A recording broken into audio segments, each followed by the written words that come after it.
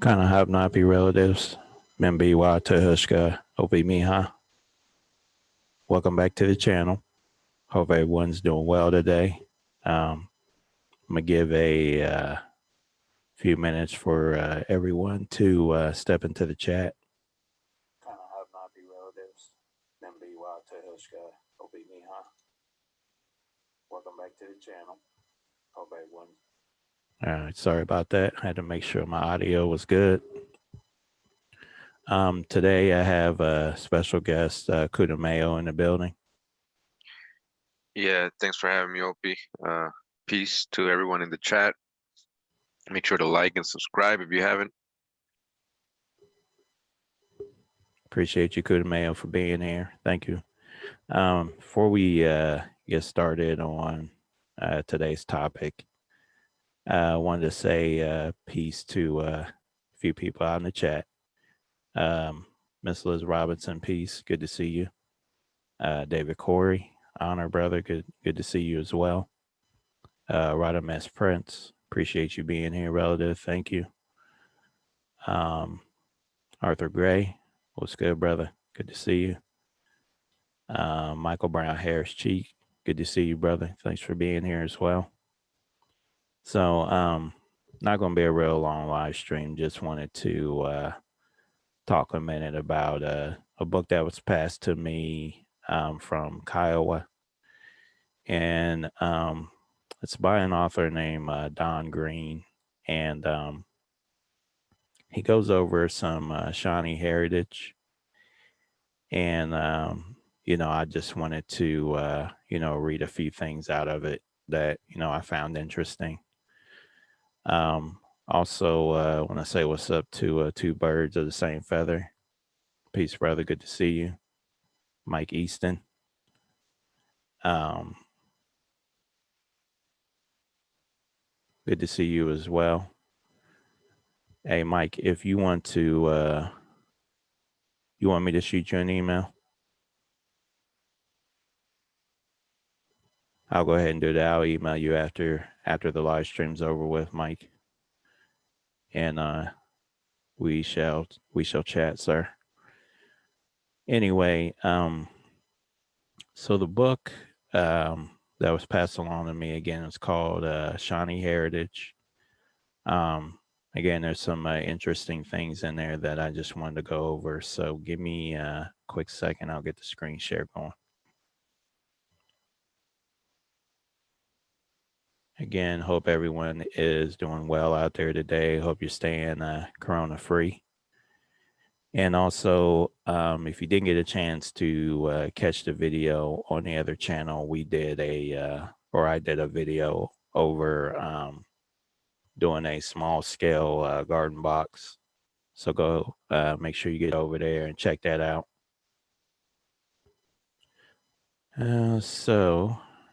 The information that I wanted to go over real quick. Let me get it pulled up here. And let me get this off the screen. So as you guys can see on the screen, anybody can pull this up. It's on Google Books. It's called Shawnee Heritage. And I believe there is let's see, one, two, let me pull them all up here. So there's 1, 2, 3, 4, 5, 6, 7, 8 books. So these books actually have a few of the family history surnames that we had been going over in some of the previous videos. So if anybody would like to jump in and look at these books, they only give you on Google the preview part of it, so you really don't get to get into the whole complete book. So if you are interested in looking at the books, I believe they are on sale on Amazon and other bookstore sites to purchase. Wanted to say peace to Wanagi and Peta Waste, brother. Good to see you here. Jay Newly Natural, good afternoon. Knowledge Seeker, peace. Good to see you. All right, y'all. Let's jump into this real quick. So I'm gonna try to go through these books, and what I'm mainly doing on the preview portion of these, see if I can preview this one, is I'm trying to, so there are surnames in this, and we'll probably dive into some of the surnames a little bit later in another live, but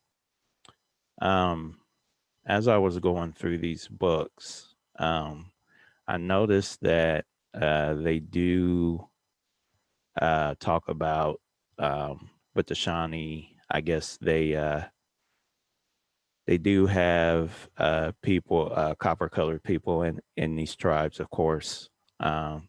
So what I did to kind of group it out, and we're going to go book from book, and just to see, what they have in these books as far as the words Negro, African, mulatto, different things like that. Okay.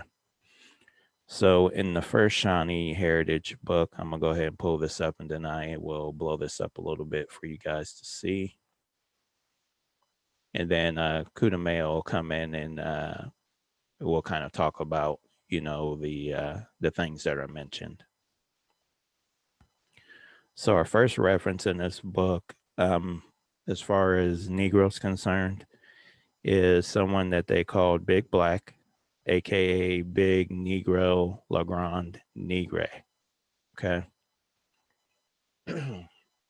So again, keep in mind we're gonna dodge, all the hijacks, of course. We're gonna understand and overstand what we're reading here. Okay. So the description of this gentleman is he was adopted. It says he's half Potawatomi Black, Metis, born about 1730, died after 1756, and then it says he is son of a mulatto, 1700, adopted Potawatomi and Potawatomi woman. It says French. So next it's going to talk about all the different wars and raiding parties that he was a part of. So the first one says that he was in the French Indian War. Second one says that he was in Braddock. And you guys can look these different things up that I'm reading. So they're either going to be wars, raiding parties, treaties, different things like that. It says raiding of New Shenandoah River Valley. He was part of the raiding party in Pennsylvania. And it goes on to say that he was over 6 feet tall, that he was a husband about the year 1750 of a Mikoshik woman, and father of 3 half Mikoshi Potawatomi Black Metis children. Okay. So again, this with this author, the blood quantum that he's given, I'm not really sure on where he's coming up with his statistics. Again, this was back in the 1700s, so not really sure where he's getting that info. Yeah, that's just very interesting to see how he got that, because I'm not a medical expert or anything to do with genetics or anything like that. But how would he get the blood content to know these people's specific percentage or whatever? What tribe they are. Is he just basing that off genealogy? Like he's just giving numbers? Most likely, because how is he getting the DNA from these people who lived 1700s? Right, exactly. So let's go on to the next reference of the word Negro. So this next one, we have a Negro wife, aka black wife, black woman, and then it says that she is an adopted mulatto, born about 1725, died after 1774, daughter of Scott pioneer, and a black slave woman. Kudameo, did you Yeah. want to talk about that? Yeah. All right. So they're telling us Scott pioneer, right? What does that mean? Like we've been learning recently, especially that A lot of these so-called Scots, Irish, English were indentured servants, you know. So right here, he's just writing him out as a pioneer, trying to make him, sound like he's a pioneer, but he was probably a servant. And we have to question whether he was white. All right, it doesn't Exactly. specify that here. So we know many Scots that were black, so-called black, were sent over here as indentured servants as well. A lot of the political prisoners, Presbyterians, Jacobites, all these people. Exactly.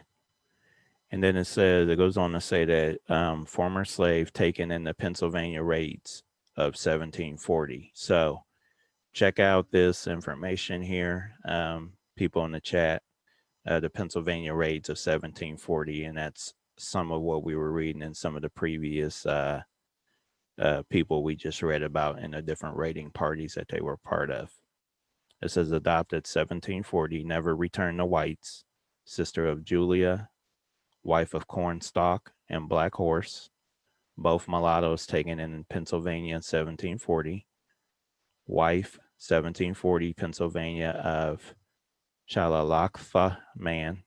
And these names, all they are just different bands or tribes of Shawnee.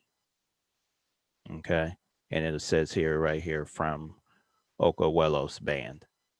Okay. And it says widow, 1774, mother of several, half Shalakatha, black children. And then it goes on to say that the names are unknown. Okay. All right. So next, we're going to go to our next reference where they have the word Negro in it. So this one here is just talking about a woman that was purchased. All it says is, let's see here, 1749 in VA with John Downing, John Foreman, Charles Sinclair, or St. Clair, and John Vance, all whites with native Shawnee wives. Moved 1738 to Orange County, VA, purchased a Negro wench in 1740 from the state of Jacob Stover with U.S. Army Revolution, Kings Mountain husband. So really not a whole lot of pertinent information in that. So we'll go ahead and move on.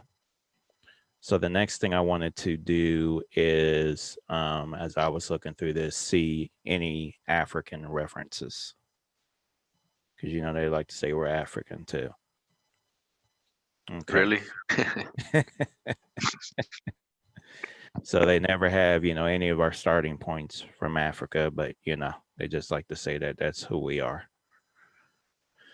So our first person is someone that they called Big Black, aka African La Grosse Noir, Big Black, adopted black, born about 1700.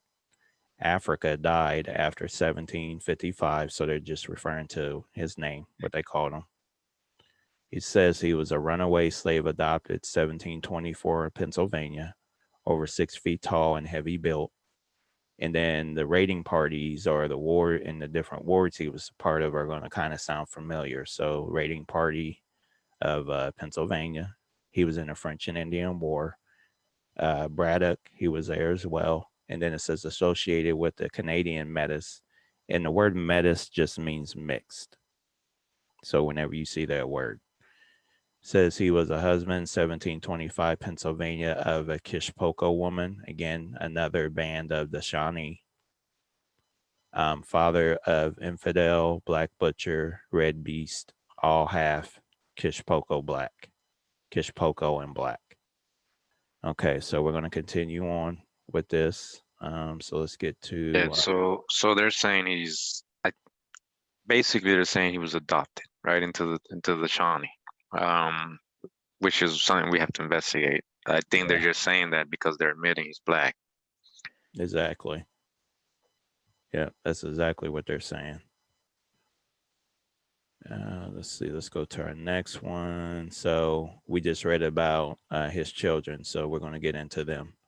So next is infidel, aka La Infidel, infidel African. Mm. Says he's half So they gave him two tags as a name, insulting Yeah. names. Yeah. Yeah, that's crazy. That's wild. So it says he's half Kishpoko, black, born 1725, Pennsylvania, died after 1763, Ohio, son of African, 17, 1700, adopted black and Kishpoko woman. So we're going to read about the different things he was involved in. So the Cornstalk War. So definitely we need to look into that. The French and Indian War, Braddock. So again, like I said, you're going to hear familiar um, things with all these different people. Braddock, and let's see, we got the raiding of New Shenandoah River Valley. Excuse me. We got the raiding of Pennsylvania. So we've read that too. Raiding of Ohio, New River Valleys. Raiding of New Jackson, Greenbrier River Valleys. It says he is an especially violent warrior associated with the Canadian Metis. Husband 1745 Ohio of Kishpoko woman, father of several three-fourths Kishpoko black children. All right. So a lot of information in that. So let's go on to our next one, and I think this is another child of the above gentleman. So next we have Red Beast, aka Le Bete Rouge or Rouge. He's half Kishpoko and half black. Ottawa by marriage, born 1735. And it says Pennsylvania question mark, died after 1772, son of Kishpoko woman and African. It says he was adopted black, known for red hair, reddish skin, tattoos, and scarring. Hmm. Yeah. So where's he getting the red hair from? The African side or the Kish Poco side? Because what historically, supposedly these are not people known to have red hair. Yeah, exactly. That's right. It says he's a large, violent warrior. So he was in a Cornstalk War, the raiding of New Shenandoah River, raiding of Pennsylvania, the raiding of New Ohio, New River Valleys. He was in the Pontiac War. He was in Bushy Run. Excuse me. He was in the raiding New Jackson Greenbrier River Valley and the raiding of Ohio, New Big Sandy, Little Conoroe River Valleys. Again, he's associated with the Canada Metis. Husband, 1745, Ohio of Ottawa woman. Father of several one-fourth Kishpoko black Ottawa children. Hmm. All right. So let's go to the next child. I believe this is another one of his kids. So this is Black Butcher. He's half Kishpoko black, born 1730, Pennsylvania. Died after 1765, son of African. Excuse me, I'm sorry. Adopted black and Kishpoko woman, Cornstalk War, French Indian War, Braddock, raiding New Shenandoah River Valleys, raiding of Pennsylvania, raiding Ohio New River Valleys, Pontiac War, Bushy Run, raiding New Jackson Greenbrier River Valleys, a dark skinned, unattractive man, an especially vicious warrior. Husband 1750, Ohio of Kishpoko woman, father of several three-fourths Kishpoko black children. All right. Right. So what I'm seeing is like, all right. So we know that they're just saying African because that was his name. They're not saying he's the son of a African. They're saying he's the son of the dude named African. African, Right. uh, which is no proof he's African. They say he was adopted in the Shawnee, but we don't know, where his origin is and who adopted from who was he originally being held as a slave by, and why, you know. So yeah, we got to dodge the hijack big time there. Uh, Yeah, absolutely. and again, dark skinned man, eh, I see a lot of Indian tribes in these people's genealogy. Mm-hmm. So if he is, let's say he was African, wouldn't that percentage go down as the years went by, as all the men? There seems to be Yep. more mixing with Indians. So why would he still be being called Black, African, or anything like that? You know, Mm-hmm. this this author's purposely.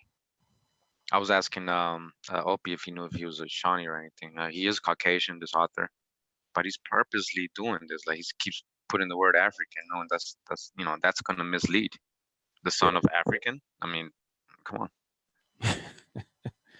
Exactly. So I mean, that's gonna, just automatically take your mind to, okay, well, he's an African man, so Mm. he couldn't be part of this tribe. So I'm gonna go to the second book real quick and see, and we're gonna do the same kind of search here. Um, so I know some of these books, since they're only doing previews, you can see some things. But on this particular one here, we talked about the Scott Pioneer and a black slave woman. The other interesting thing that they left out of this is they talk about the L stock family, which is in the if you guys see here on the screen, it is in the family histories. Okay, so it's right there. That's the free African Americans, right? Yep. Yep. Okay. And so, I mean, we have to analyze when they mean free African Americans, whether they were ever slaves and they got freed, or just been American indigenous people who's always been free. Mm-hmm. So if that person's an L stock, then you have to like, okay, and we know they're listed as free African Americans, then you got to prove to me they were slaves, or Yeah. Or they were why they from were. Africa. Yeah, exactly. Exactly. So, so let's look and see if we have any African mention in this particular book. Nope, we don't. So we will move on to the next book. All right. So let's see here. We did number 2. So let's go ahead and jump into number 3. So again, if anybody's interested in these books, they are for purchase. So, all right. So let's check out the word Negro first. Now, in this one here, we did get some Negro mention, but unfortunately, these pages aren't able to be be previewed. So let's try. We may be able to find this information in a later book that we can preview.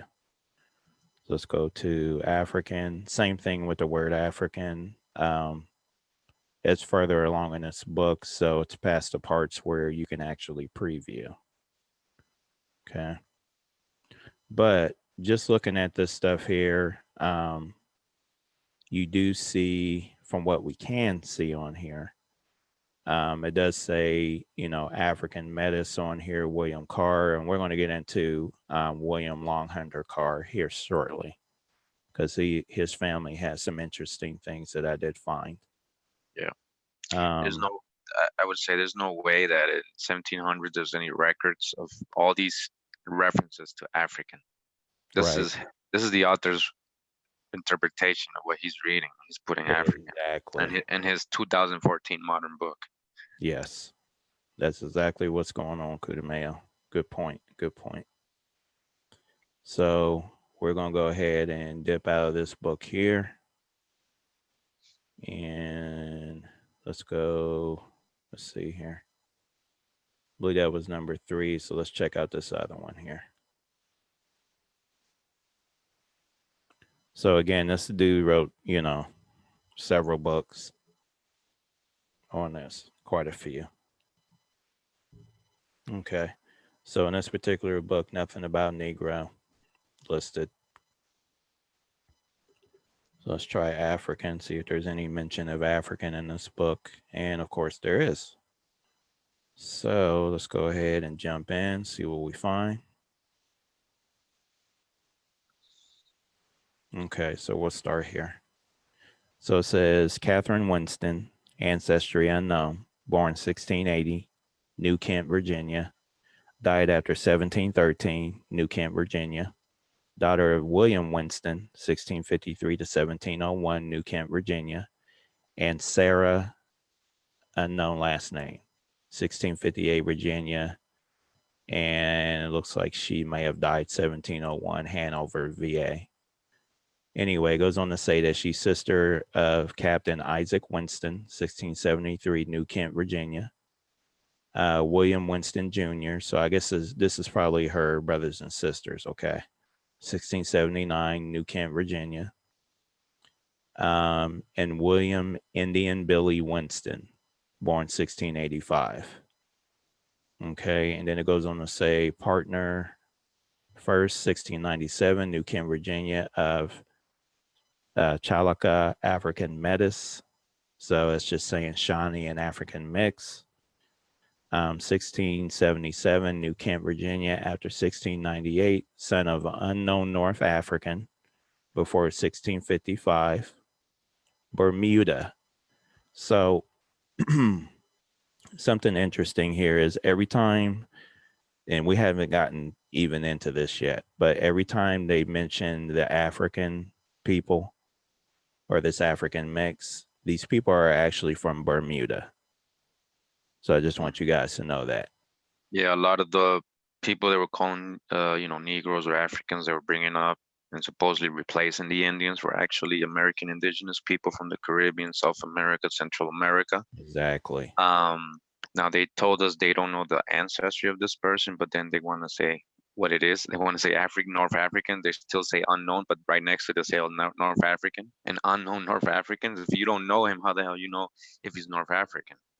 Exactly. You know what I'm saying? There's a lot of hijacking this because also now they're telling us she's like a mixed mulatto, right? Because she says she's the son of a white man and an African woman brought to Virginia.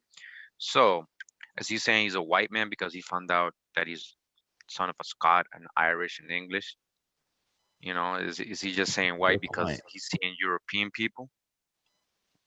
You know, and that's what I'm saying. Like we really have to open our minds right now. There's a whole lot of unveiling that's gonna happen in the next couple months. You know, I've been finding a lot of things, and a lot of these Europeans, most of them I'm starting to see the numbers were actually dark skinned people. You know, and especially ones sent to the Caribbean. You know, like there were so many sent to Bermudas and Jamaica and all these people. Where are their descendants today? There's like thousands and thousands of them. You see Jamaica's full of so-called Aboriginal, right? So you know, are they all Aboriginals or are some of them European? You know, like get what I'm saying? Yep. Oh yeah, absolutely. Before we continue on, I'm gonna jump in the chat real quick just to see who's in. Sean P, the Aborigine, peace, brother. Good to see you. Lashaw, peace. The original Copper Empress Hober and Betawaste sis. Mizak and Betawaste relative. Good to see you. Mr. Lamar, honor. Good to have you here, sir. Pamela Eyes, white and clear. Good to see you, sis. See, we got David Taylor. Peace, dude. Appreciate you being here. Thank you. Thank you. Let's see. Fred the Jig, peace. Good to see you. And just making sure I didn't miss anybody else. Let's see. All right, we good. Appreciate y'all for joining me today. Definitely appreciate it. All right, y'all. So we're gonna go ahead and jump back in. Let me check something real quick.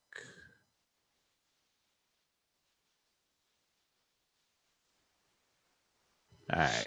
So, all right, y'all. So let's get into it here. Back into this. So that was that one. Okay, so William Long Hunter Carr. I wanted to get into this dude here real quick because their family, like I said, has a really interesting thing going on with them, which I will get into once we hit one of these other books, and it may be in another section here. But William Long Hunter Carr, 1698, born in New Kent, Virginia. And then it says after 1743, he was in Tennessee. Okay. It says he's 1/4 Chalaka African Metis. He is, so that's just saying Shawnee and African mix. Mother, and it says mother with William Carr of child. And then it just says, all his unknown children listed here as well. Okay. Um, Let me click next and we'll get into the next thing here. Okay, so this is interesting. Let me get to the beginning of this. So we got James McQueen. It says Scott. So I'm assuming that's Scottish. Kudameo. Yep. Okay. Born 1695, Scotland. Died after 1800, Alabama. Parents unknown. It says a British sailor that jumped ship 1710 at St. Augustine, Pensacola Bay, Florida. By 1720, his trading had taken him to Tallahassee, where he married the Metis granddaughter of the Tallahassee chief. He is known to have lived among Creeks, 1720 after 1800, a trader in furs, slaves, and other valuable merchandise. He was the most influential non-government white man on the frontier in his lifetime. He was known to have partnered with at least one niece and two great nieces of his first wife. Plus, he is known to have partnered with at least a half dozen other women of native Metis, native African, and native African Metis blood, cementing his various trade agreements. And it says husband one, 1720, Alabama, of Catherine Frazier. He was husband of another woman, 1754, Alabama, Stalona Frazier, Catherine Frazier. So not very pertinent information here. Yeah. So they With said that guy. they said he jumped ship. Is it what do they mean like by the Yeah, it just says he jumped ship. he just that almost He sounds took like he off. ran away, Yeah. right? Yeah. So he basically ran away and started marrying. So he was a sailor, right? Yeah. Or Yep. was he in a ship, indentured servant being brought somewhere and he ran away? Ah, right. Right. Right. This is Right. what I'm trying to say. Like Yeah. this author is purposely leaving a lot of things out. And this is Yeah. what I He want is. everybody to like when they're reading these things to discern the information. Use the Yes, you wisdom that you have have, to. use the Oh, knowledge that yeah. you have that we've gone over the last couple of years and all these channels, everybody that's been teaching. You gotta discern what you're reading. Don't read it literally. So go into the contemporary time, right? Like go back to those times, 1720. What's happening in 1720 with Scots? Mhm. They're not Yeah. coming over here as sailors. They don't have the money. They're being persecuted over there. They're being thrown out of their country over there. There's a lot of political prisoners, a lot of undesirables. They're being brought over here in ships. All right. So this guy, supposed sailor, he just decided to jump his ship after his sailing and just stay in Florida. It doesn't explain why. And then he went and mixed with who? Indians first. Yep. All right. And it's interesting that it says that he is known to have lived among Creeks. Mm-hmm. That's interesting to me. So I mean, he may have been a white man living among us. He may have been, you know, a They have to show melanated like European. yep. I mean, in my case, they have to start showing us pictures, drawings, real clear descriptions, because Yeah, until then, they have the burden to prove to us he was white. that's Because right. our history that we're reading is telling us something totally different. All right. That's right. That's a good point because, like Kudameo's been saying, and I've been saying, they've reversed every damn thing on us, every single thing. So you read what they're saying, and then you say, okay, let me go find out what really happened. So they're giving you, they're gonna give you the gems in there, but they're not gonna give you the whole truth. Yeah. So you got Because to keep digging. Yeah, like Opio was saying, metis just means like mix. When you go look for it, it's basically mestizo. Another way of saying mestizo or mulatto. And we Mm-hmm. already know these are code words. A lot of the times they were code words for Indian. You know, they were just naming you mulatto. All right. Right. And I mean, just look at all these combinations. Native African, what do they mean by that? We're just talking Exactly. about a so-called Negro. It's the same, like, you know, Yeah. Dodge What the the? hijack. Yeah. I mean, it says Native African and Native African metis. I mean, Yeah, no, they're just trying to confuse you right there. Like, yeah, it's all this mixture. Yeah, they're black because they're mixed. You know, exactly. that's the bottom line. He wants you to, go with like, yeah. We're not. We don't look like that. These are just mixed people. Exactly. And then it's interesting that they said that that he married the granddaughter of a Tallahassee chief. Sorry, I may have said that wrong. Yeah, A Tallahassee chief. But then down here it says that these people are Native African, that they're that's what African. that's what I'm saying. And how would somebody who just jumped off a ship go marry the princess? Yeah, that's Like there's more to this story they're not telling us. There's a lot yeah, more to this story that they don't tell you. You got to try to picture. You don't just go, oh yeah, I'm gonna give you my daughter here because you're right. white. Because you're white, I'm gonna give you my daughter. Yeah, it makes no sense like at like all. Black Len said, it's almost like the story of Jesus going to hide out in Egypt. Egypt was all black people. How did he go hide out if he's supposed to be white? Right. Exactly. That's exactly right. All right, y'all. So let's get back into it. All right. So next we're going to let's see here. Just the same guy. Yeah, this is the McQueen guy. So let's see here. Just looking here. Okay. I gotta try to get to the beginning of these little stories that they got in here. Okay. So in this particular one, I guess they're talking about somebody named James Tucker. Again, it's going to say his ancestry is unknown. Born 1698, Charles City, Virginia. Died 1770, Mecklenburg, Virginia. Son of Robert Tucker, 1677, Charles City, Virginia, and Elizabeth Parnham, 1678, Charles City, Virginia. Husband first, 1719, Virginia, Mary, unknown surname, 1703, Virginia, 1762, Virginia.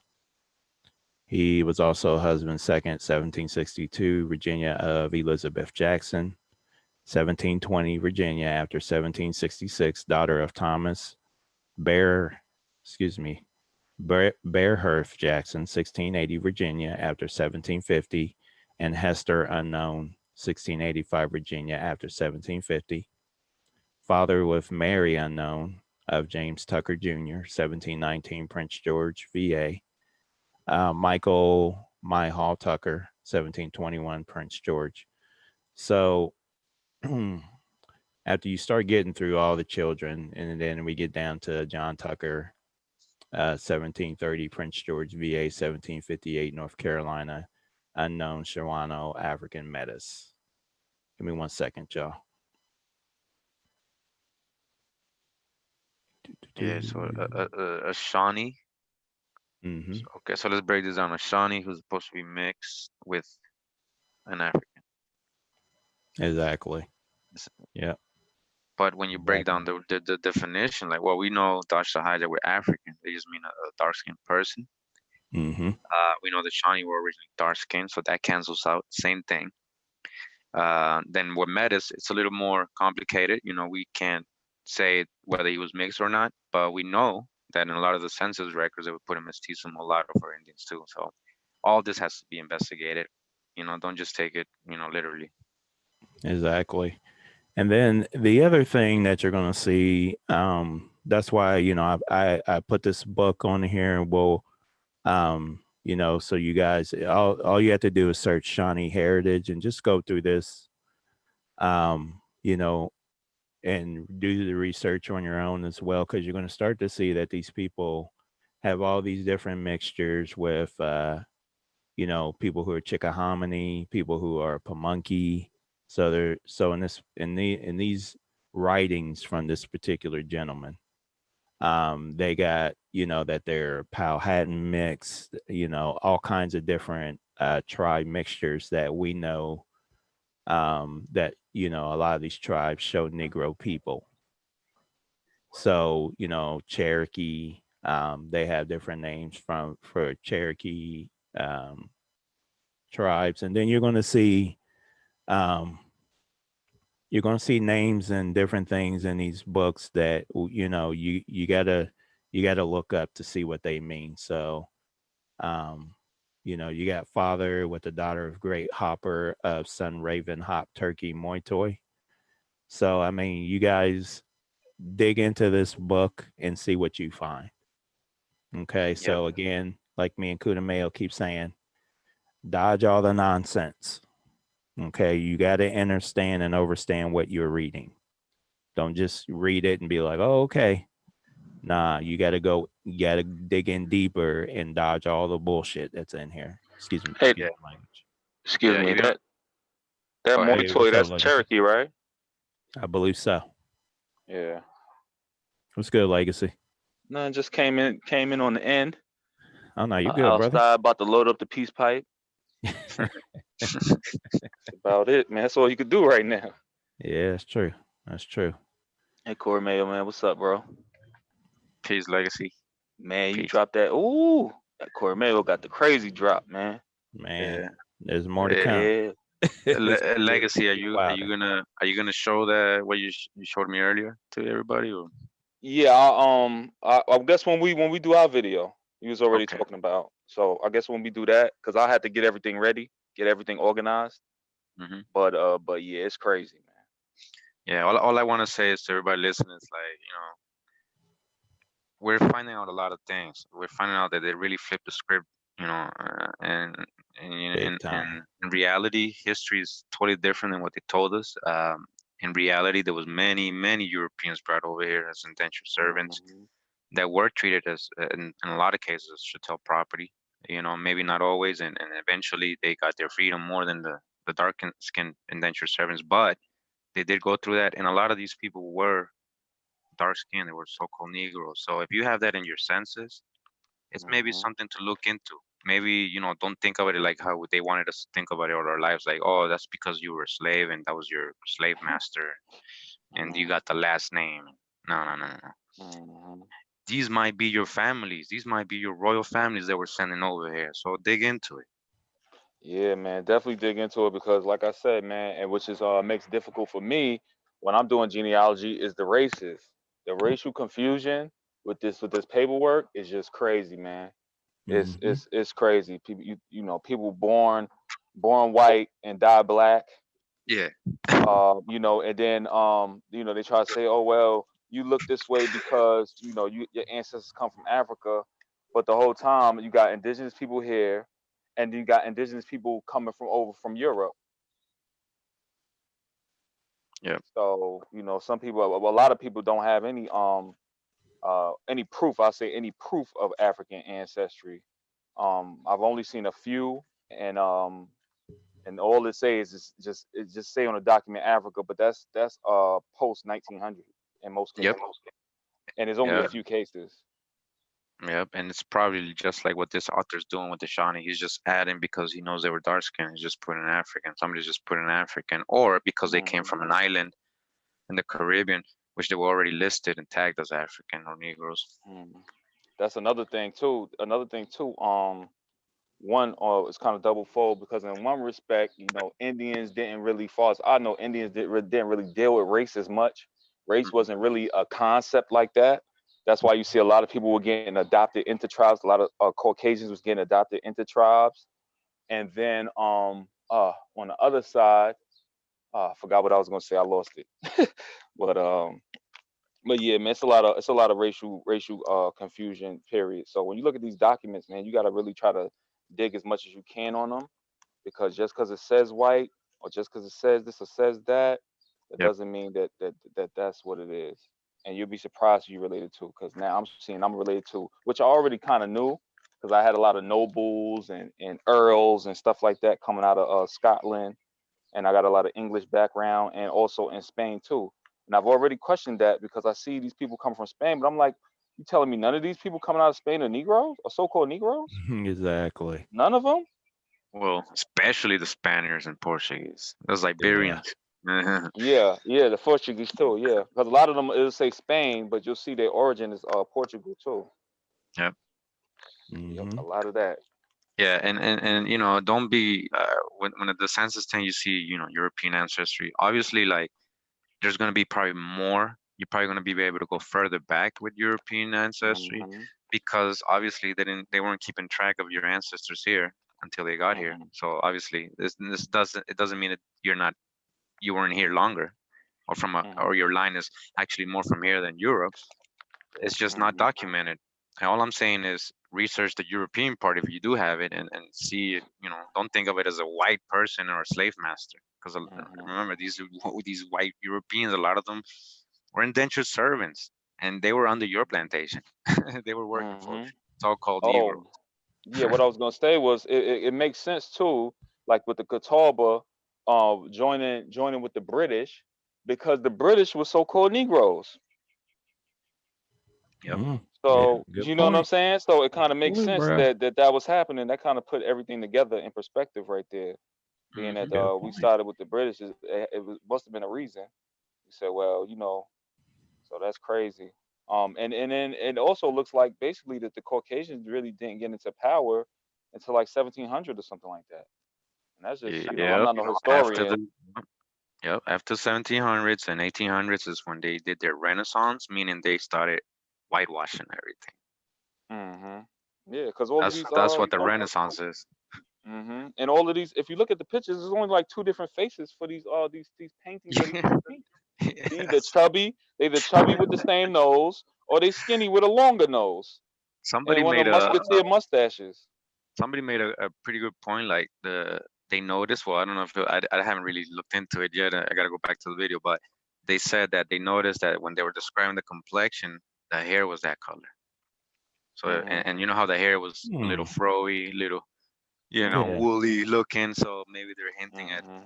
the person's complexion there. Really, that's the real complexion. Hmm. Yeah. Another thing too, people always go to hair textures. I mean, everybody got different hair textures. Yep. Exactly. I have coarse hair. I have coarse hair, but I also know that a lot of that coarse hair comes from Europeans. A lot of it.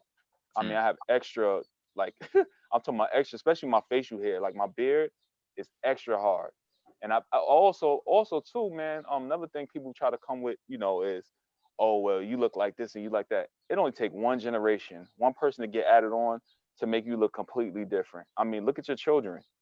They look how they look because of how the DNA run through and it do what it do. Whatever's dominant is gonna take over at that particular time.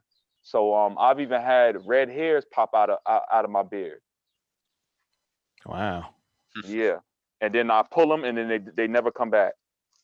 I know it's Yeah, kind of that's gross, crazy. but I gotta get that info out there because it's like it's real, man. Yeah. Yeah. It's real, man. But yeah, but that's so that's the information that, Kuda Mail's been trying to present here lately. And we got to change our thinking on, again, I said this earlier, we got to change our thinking on what we've been told. It's been Hmm. completely reversed. So we've all heard, the history, has been reversed and all this other stuff, and it literally has. We were Yep. told that all these different people look one way, and now we're starting to find out, oh no, they didn't. They looked Hmm. this way. Yep. So Yeah. that the indoctrination it did a number on everyone in the world. Yeah. Everyone. Yep. Yeah, yeah, because it's another thing I was gonna say earlier too, I forgot was we gotta stop hijacking. We gotta stop Yeah. hijacking. Period, man. You gotta be hijack free, man. We can't be going into our genealogy and just trying to create scenarios in our mind. It doesn't work like that. It is what it is, and it's not what it's not. I see a lot of people hit me and they already have in their head. I go look at their tree, and they got all of these tribal seals on their people, and I'm like, where's the proof of any of it? You know what I mean? So they just, Yeah. I guess, assume or whatever. You can't assume, man. You gotta have hard proof, man. Hard proof. You know, I had people hit me up for genealogy, and they trying to tell me what it is. I'm like, well, in my mind, I'm like, well, why you pay me if you already know? So we just Yeah. got to stop it all together. We got to dig and find proof. Without proof, it just don't exist, man. Yep. There's a whole total reversal of, a whole switch they did. I mean, I got some good info coming out. I'm just leak a little bit right now. If you guys got an exclusive right now, I got so much proof of wealthy black slave plantation owners, antebellum. You know, and it's gathering a lot of proof. People were right. Republicans were so-called Negro, and we're gonna break all this down. We're gonna break all this. How did this switch happen? And another thing is I got a an unveiling of Abraham Lincoln coming. So there's a lot of things to understand. There's still a lot of things to understand. We don't know a lot yet. So we're gonna break it down, and we do it together, man. We pass each other information in the back chats. We're investigating constantly. Like, I mean, at least our group, when it comes to Opie, Legacy, Kiowa, Anu, and Wanagi, and there are Callaway, Dane, and we investigating all the time. We don't take breaks, and so we're always helping each other pass the information, and it's becoming obvious. It's becoming really obvious. It's gonna be a little hard putting it into a presentation. Takes time, a lot of all this info, gather all this info, and put it to you, because a lot of people, a lot of you guys already know and believe what we're showing, because we've shown a lot of the facts.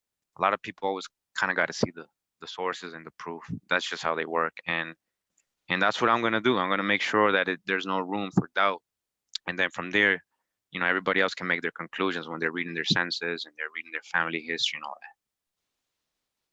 all I want to say too to the community too is stop worried about what Pan Africans say, light skinned natives say, and all of that. What do you say? Like a closed mouth don't get fed. A closed mind don't get fed either. You know what I mean? So, we have to stay open minded, and we have to understand that other people are not going to be open minded, and you cannot force people to be open minded. You just gotta save yourself and save who you can save. We need to spend more time on building and destroying all of these myths, than engaging in that back and forth, even amongst one another. The back and forth is constant. I see, and it's just nonsense, man. We gotta stop. We should be helping each other, because guess what? This person might know all the Indian names in Georgia. This person might know all of them in Virginia, and on from state to state. Instead of us getting together with 5 or 10 people and busting out genealogy for the people that are out there struggling, and being able to work with one another, you know what I mean? Instead of all this back and forth and busting heads. I don't get it, man. I could understand little spats here and there because we're human, but the ongoing is ridiculous. that. And all the people that are involved are 30 plus. Yep. Yeah, that is crazy. I'm just checking out the chat real quick, y'all. Just wanted to say what's up to a few people. Jay Susquehanna, peace, brother. Good to see you. Diaspora L, peace. Good to see you as well. Julie Carey, appreciate you being here, sis. Contessa Taylor, peace, sis. Good to see you. Vanessa McQueen, appreciate you. Thank you for coming. Urban Rock Media, peace. Appreciate you. Dolphin 134, peace. Good to see you. Let's see, we got Black Lens, peace. Good to see you as well. A New Breed, Epetewaste, brother. Good to see you. Stephen Redclay, Highway. Good to see you as well, brother. Veronica Bell, peace. Good to see you. North Indian Wolf, what's good, relative? Good to see you in here as well. So I guess they're in the chat speaking on the birth certificate, like what's labeled on each other's birth certificate. So I know I'm in Ohio. I'm in my 40s. My original birth certificate I still have, and it also does not have a race on it as well. Kudameo and Legacy, what about you guys as far as your birth certificates are concerned? There's a list race on there for you guys? Honestly, I haven't really looked at mine in years. Yeah. I gotta check that. What about you, Legacy? Does yours list race on it at all? Yeah, I'm sorry. I was sidetracked. Somebody started talking to me. I'm Oh, no, you're outside. good. But I don't think they go do ahead. that here. You know, since we're Do supposed what? to be Costa Ricans, I think they just list the name and where you were born in the hospital. I don't. Oh, well, I get. What do you mean? You talking about what? Birth certificates or something? Yeah. Yeah. What race is listed for you? They're talking about that in the chat. Oh, nah. What year? Because I'm not sure they even do that now. Do they even do that? I Well, think they do that on a long form. Yeah, some. Probably not the short form. Yeah, I agree. I'm thinking the same thing. I know I have my original birth certificate, and it's not a long form. It's even smaller than the form that people get now, the short one. Yeah. But mine is in like that old paper, black and white. It doesn't have a race listed on it for me or my parents. Wow. Yeah. I still have I will have to get the original. I'll go look at that. Right now the family's in their sleep, so I can't go in there. But yeah. I definitely will do that. Do that later. Go pull it out. I'm sure my grandmother might have one too, and I'll just verify all of that. She probably got her original because she got everything. She could give you a letter right now. I swear to God, she could give you a letter right now from '84, and it still got perfume on it from '84, and it's crispy, brand new. Damn. Unbelievable. Nice. Yeah. But yeah, some people were just, saying that some people have Negro on there. Some people don't have anything. Some people have colored, depending on, like you said, your age. But I was born in the 70s, and yeah, there's nothing on mine. So just wanted to throw that out there. Yeah, that's crazy. All right, y'all. So we're gonna continue on. Yeah. So in this next book, so what I did was I pulled up to see where the word African shows up first. So we have someone named Peggy. They don't have her surname, but it says she's 1/4 Shawano, which is Shawnee, Piscataway. We know about the Piscataway Indians and how they look. The Kanawi and African Metis. So saying she's a mixture of all these different people.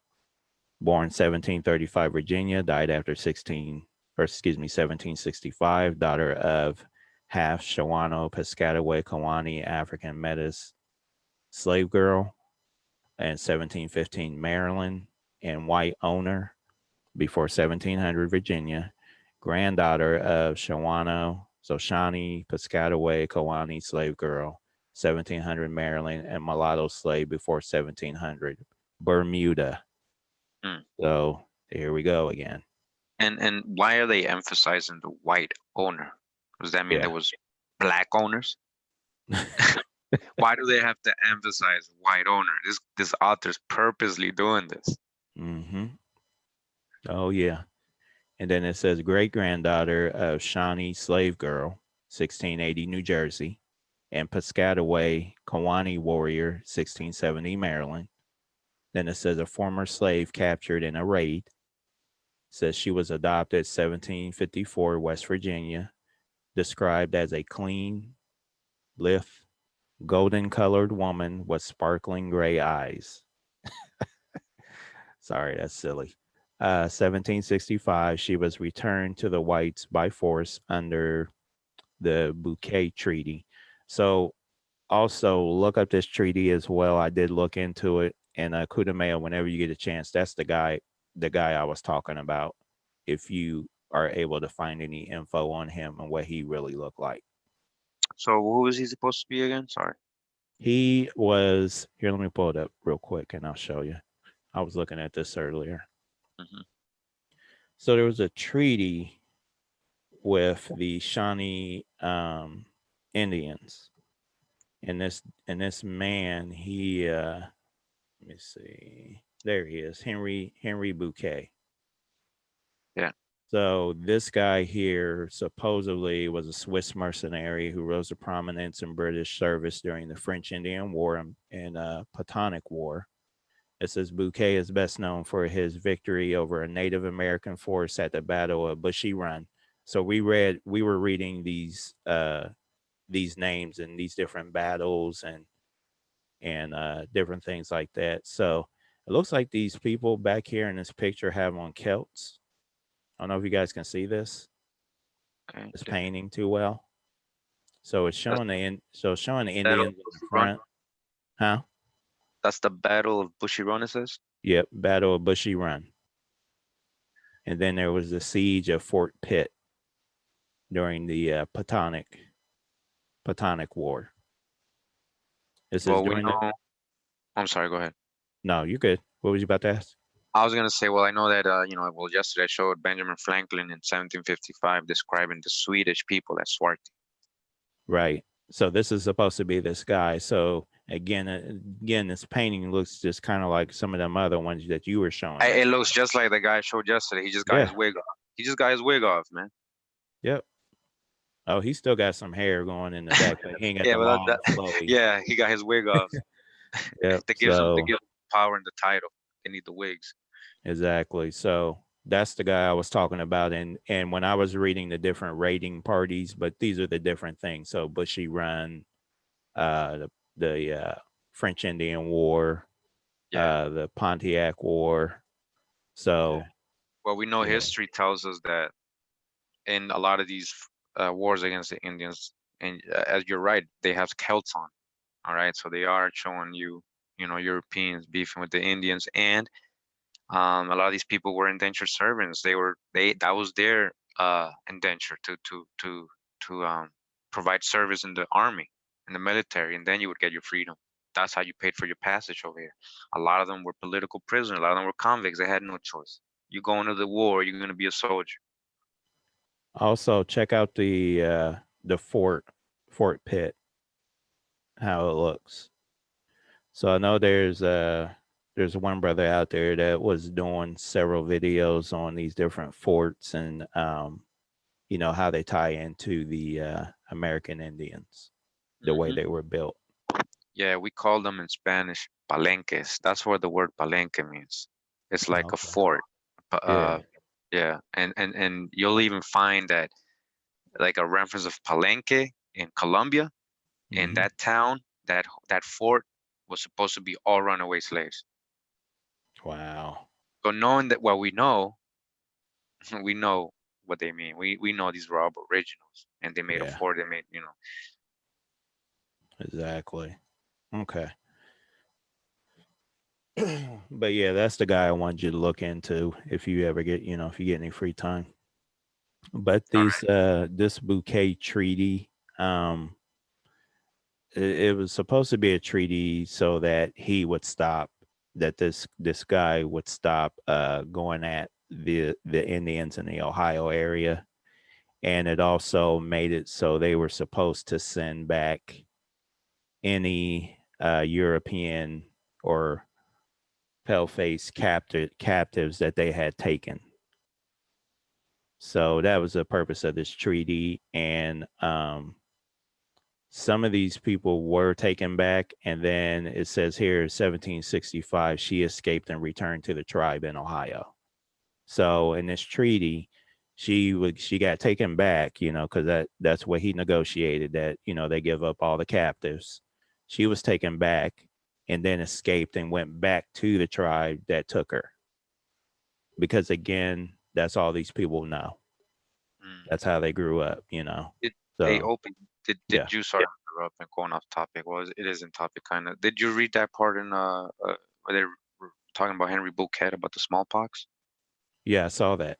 Yep. Oh, I like to read that to everybody. So it says that during the conflict, Bouquet gained lasting infamy in an exchange of letters with his commanding officer Amherst, who suggested a form of biological warfare in the use of blankets infected with smallpox, which were to be distributed to Native Americans.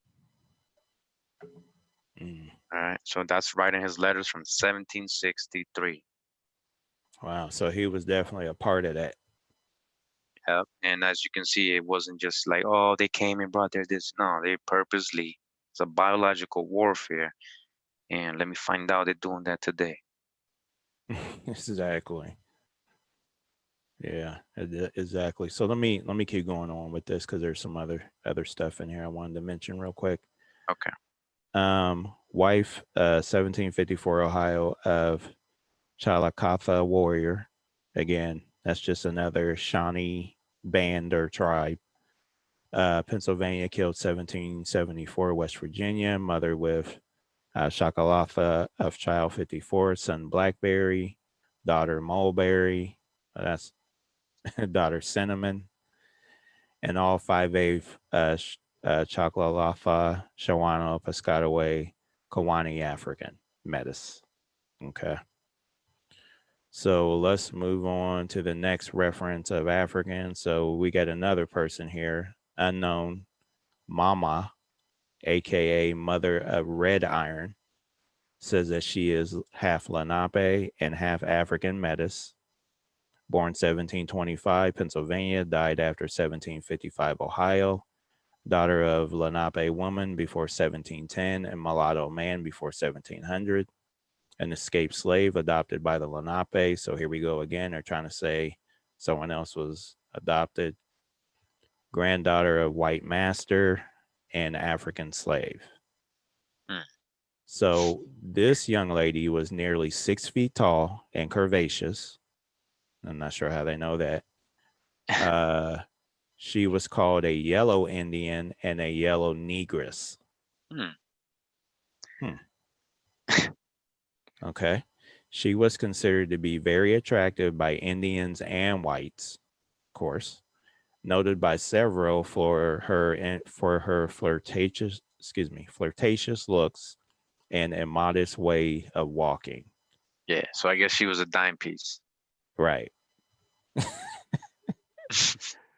It says wife 1750 Ohio, PA line of Mikoshi warrior before 1725, killed 1765 Ohio, mother of Mikoshi warrior Red Iron 1750 Ohio after 1795, Illinois Mikoshi cousin 1754, children, and then it says all 3/4 Mikoshi Lenape African Metis. Any comments, sirs?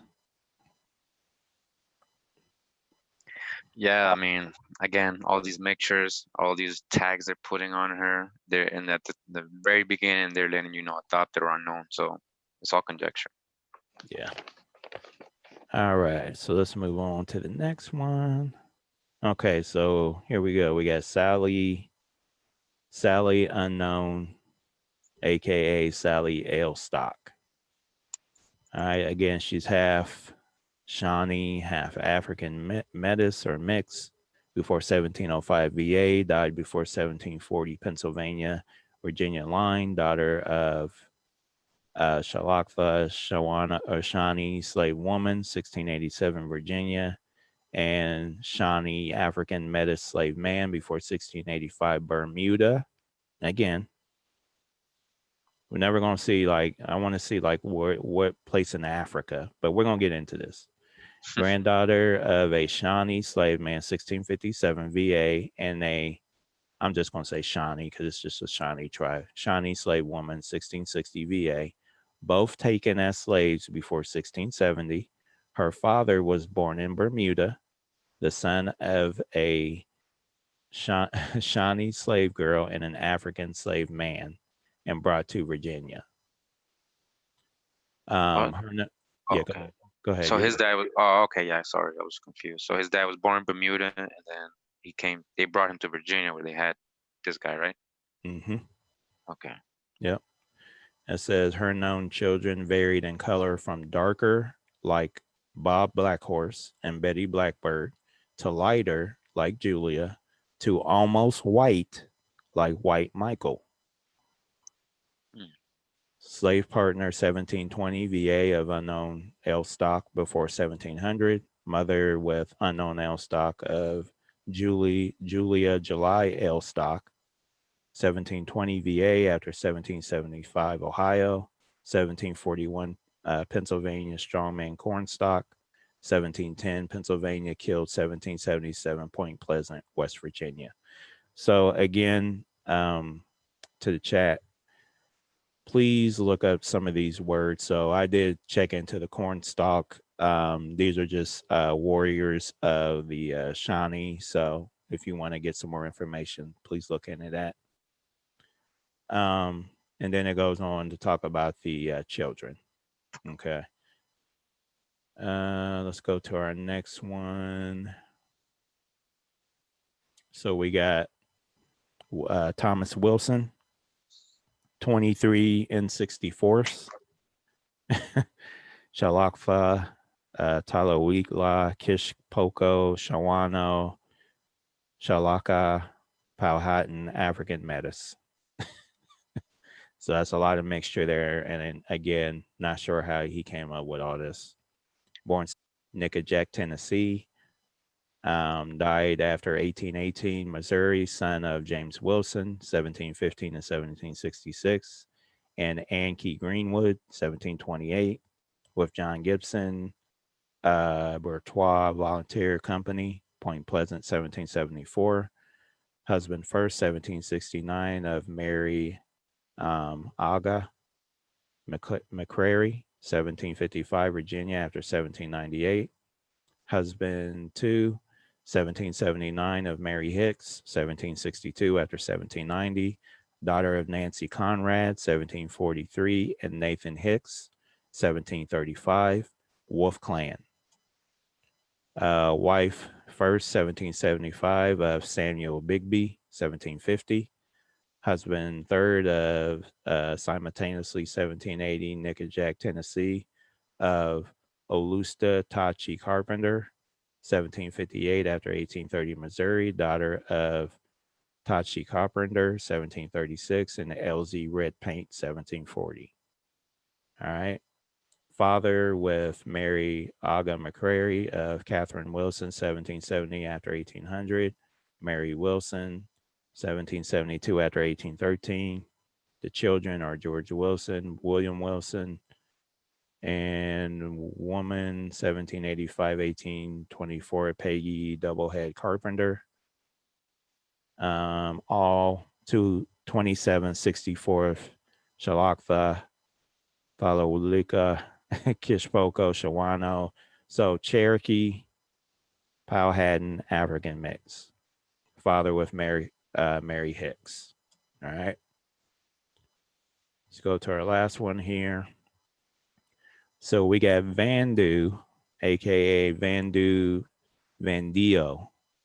So he or she is 1/4 Kishpo, Chippewa, African Metis, born 1750, Michigan, died after 1810, Missouri, son of a Chippewa warrior before 1730, Michigan, and a half Kishpo African Metis, 1735, Ohio, daughter of Kishpo girl, 1734, and French Canadian mulatto before 1730.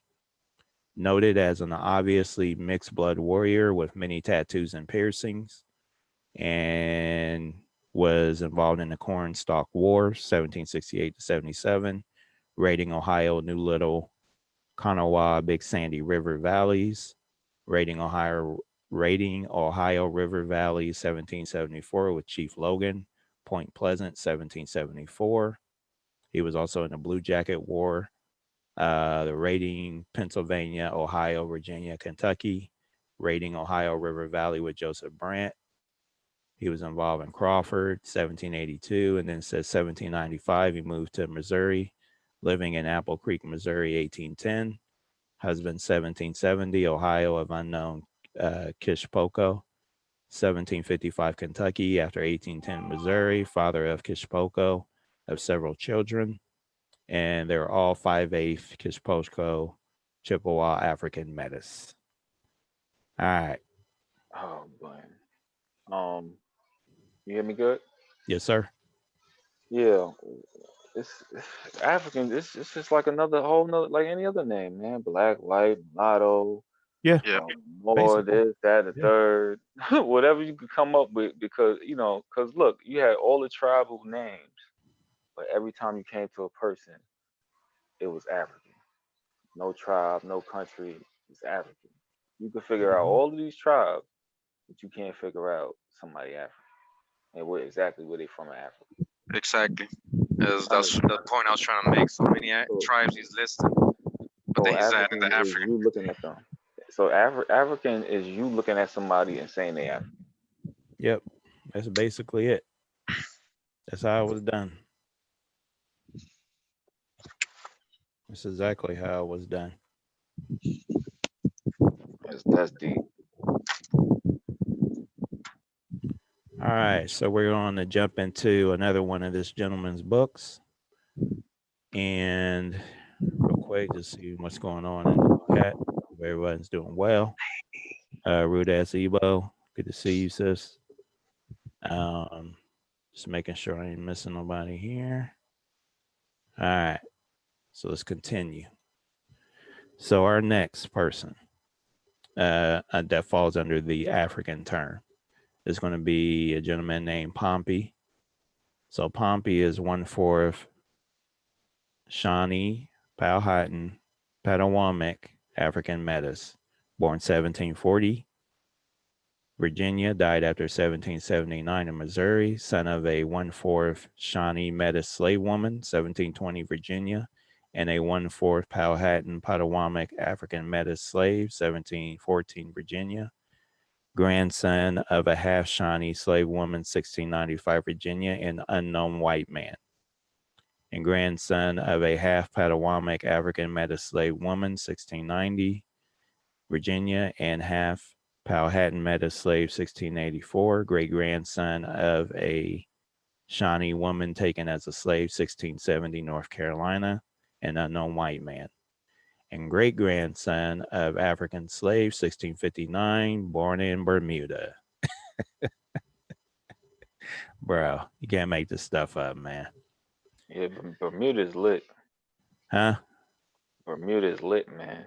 Yeah. Going down to Bermuda.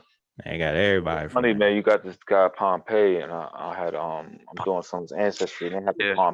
Pompey. Mm-hmm. Yep. And I was going over the map with Opie earlier about Bermuda, and it's actually on the way to Europe, not on the way to Africa. Nope. Exactly. And straight across from what state? Kudamaya? South Carolina, is it? South Carolina and Georgia. Yep. Yeah. Unknown white man. He unknown. How you know he white? Exactly. That's what I'm saying. He's just Okay, saying white because why you didn't type that he's in? but bro, he's just saying white because he's reading English, Scott, Irish. That's the only reason he's saying white. That's exactly what it is. Okay. And great grandson of African slave, 1659 Bermuda, and Potawatomi slave woman, 1666 Virginia. And it goes on to say a former slave in Virginia. He was taken in raids of Virginia in 1755, adopted 1755 by a Shawnee family in Ohio. He never returned to whites. He was considered to be very intelligent and clever. He was known as an determined foe of the English, especially described as tawny, colored with gray-green eyes. And he was in the Cornstalk War, the Potomac War, Bushy Run, raiding New Jackson, Greenbrier River valleys, raiding Ohio Little, Kawana, Big Sandy, New River valleys, Point Pleasant, Boonesboro, moved to Missouri 1779, husband 1760, Ohio, of adopted Shawnee sister 1744, Kentucky. Father was adopted father with adopted Shawnee sister of young Pompey, 1765 Ohio, 1812 Missouri, 1786 Missouri, unknown Picoee, Miami Metis, 5/8 Follow Wilka, Shawano, Powhatan, Potawatomi, African Metis. All right. Next. Let's see. Not sure what's on that one. Okay, here we go. So next we got Rose, Little Black Cat, aka Little Black Woman, Black Cat Ale Stock. She is 5/8 Shawnee African Metis, born 1750, Pennsylvania, died 1780, Kentucky / Ohio, daughter of a Shawnee woman and Black Horse L. Stock, 1730, niece of Julia L. Stock, 1720, wife of Strongman Cornstalk, 1710, killed in 1777, known to be dark but quite attractive and statuesque. Thought a very small amount child-sized woman, 1771. She was a widow near Louisville. Wife first, 1765, Ohio of Shawnee Warrior, 1745, killed before 1771. Wife second, 1772, Ohio of Trader Rose, maybe a Jewish trader. Mother of Shawnee Warrior of children's, all three force, Shalakfa African Metis, mother with Trader Rose of Edward Rose Nez, Coup, 5 Scouts, 1780, 5/16th, Shawnee African Metis. All right. And let's see who we got next here. So next we got Pertheus, aka Pertheus. He is half Pecoe African Metis, born 1725, Pennsylvania. Died after 1758 on Ohio, son of Pecoe warrior before 1700. After 1745, an adopted mulatto, 1705, Maryland. After 1745, daughter of white man before 1680, an African slave before 1690, referred to as a bright yellow man with African facial features. French Indian War, 1754-63, Braddock, raiding New Shenandoah River Valleys, raiding Ohio New River Valleys. Husband, 1745, Ohio of unknown Shawnee.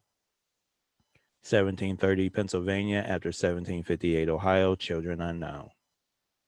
All right, let's go to the last one on this. We have Claude Remu,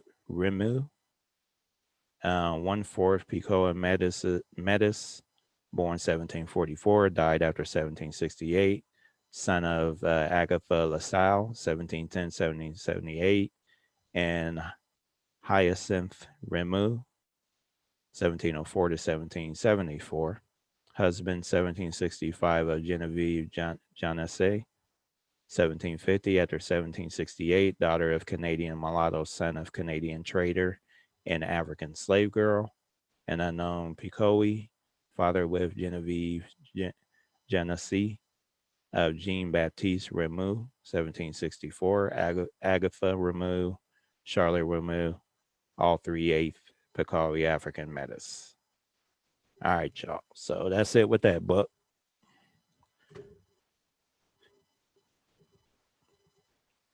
Man, why even bring up the tribes, man? If they all African, Exactly. I don't know. why even bring up the Indian, man? Everybody African, obviously. I think the purpose of him writing this was to try to discredit the dark-skinned Shawnees. Honestly, Yeah. like trying to make it seem like, yeah, they're all mixed. Let's not put too much attention to them. Look at all the mixture. That's a lot of mixture of Indian. Telling you. That's a lot of Indian. All right. Yeah. So, If you 70% that's what something, I'm that's what saying. you So are. that's what I'm saying. So like, you got one.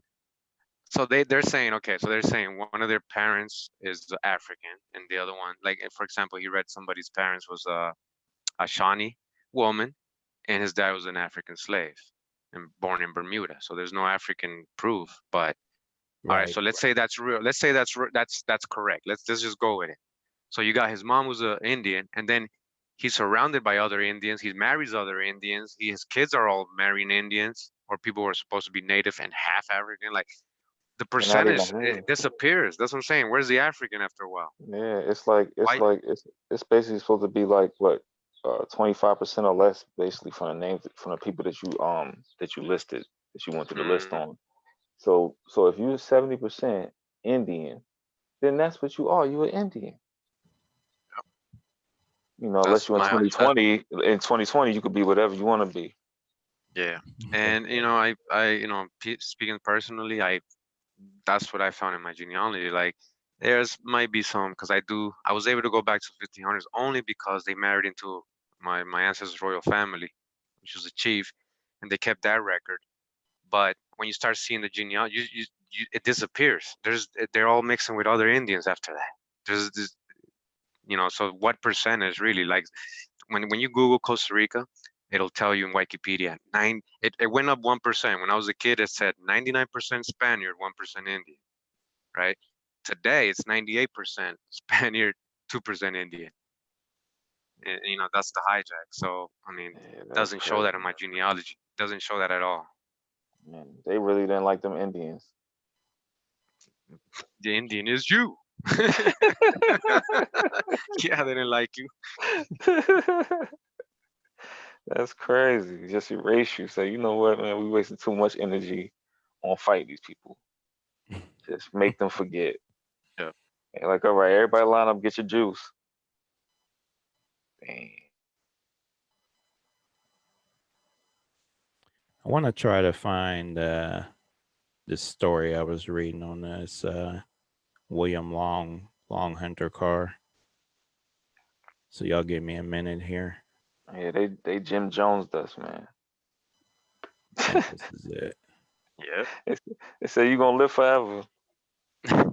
Just drink Oh this. man. Just drink this, man. And we just woke up with our ass wet. It's crazy. Okay, so let me read this real quick, and this will kind of tie into what we've been talking about with the with them trying to hijack people. So I wanted to read about the Carr family and the gentleman that I was mentioning before, William the Long Hunter Carr. Okay, so I'm going to read about his family and his his wife and kids. So we're going to start with looks like his daughter. They don't have her first name, but she's a Carr. So it says daughter. So it says Carr, daughter of William, aka French Carr, French woman of Kiowe. Then it says 1/4 Picowe, Kiowe, Chalaka, African Metis. Born 1725, Kiowe, South Carolina. Died after 1760, Kiowe, South Carolina. Daughter of Mary Moore, 1710, South Carolina after 1743, and William Long Hunter Carr, 1698, Virginia after 1743, Tennessee.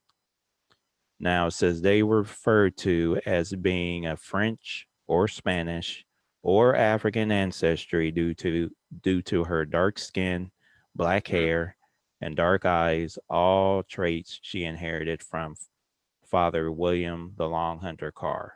Mm-hmm. Yeah. So I mean, I read yesterday in one of the books that one of these, you know, Jacobites was black, like a Spanish and a Jew. Mm-hmm. Now they're saying here, right, that she was dark skinned, just like a French or Spanish. Oh, they're referring to her as French or Spanish because she's dark. So obviously, in these times, the French and Spanish were dark skinned. If they're referring to her just because of that, because of her complexion, and I'm glad you brought this up because as I was saying with my family. So, all right, let's say I do have some Spanish blood from 1490s, right, 1500s, whatever. But Okay. we're talking about that these people were black. So why am I light skinned?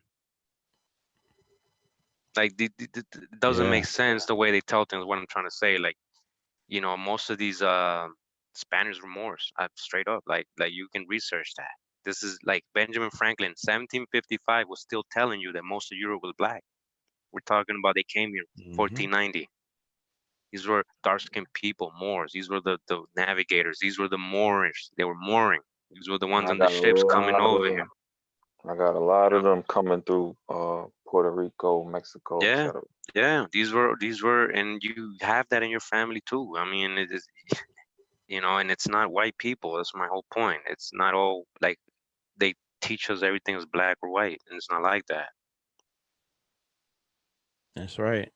Think about how much mixing in the last 1,000 years. Then think about 100,000 years, and it don't even make sense to go past that because that might as well be a million or even a billion in our minds. You know what I'm saying? So Yeah, you know how much. yeah. Well, I mean, that's how you get nations. So like you got this group of people who started mixing with majority of this people, and then those two people became a nation. Let's say what, Russians or Greeks, or I'm just giving an example. But yeah, after all the mixture, eventually all this mixture became kind of like nations, right? All these different mixtures became nations. Mm-hmm. I mean, even if you go biblically, like I know a lot of you not biblical, but if you go biblically, I mean, even the 12 sons of Jacob, I mean, he had 4 wives. He didn't have just one wife. He had a wife, an Egyptian wife. He had a Canaanite wife. All right, so that's one thing like a lot of so-called Israelites don't like to like kind of view or think about. Exactly. So it says William the Long Hunter Carr was also suffered the same assumption by English-based whites.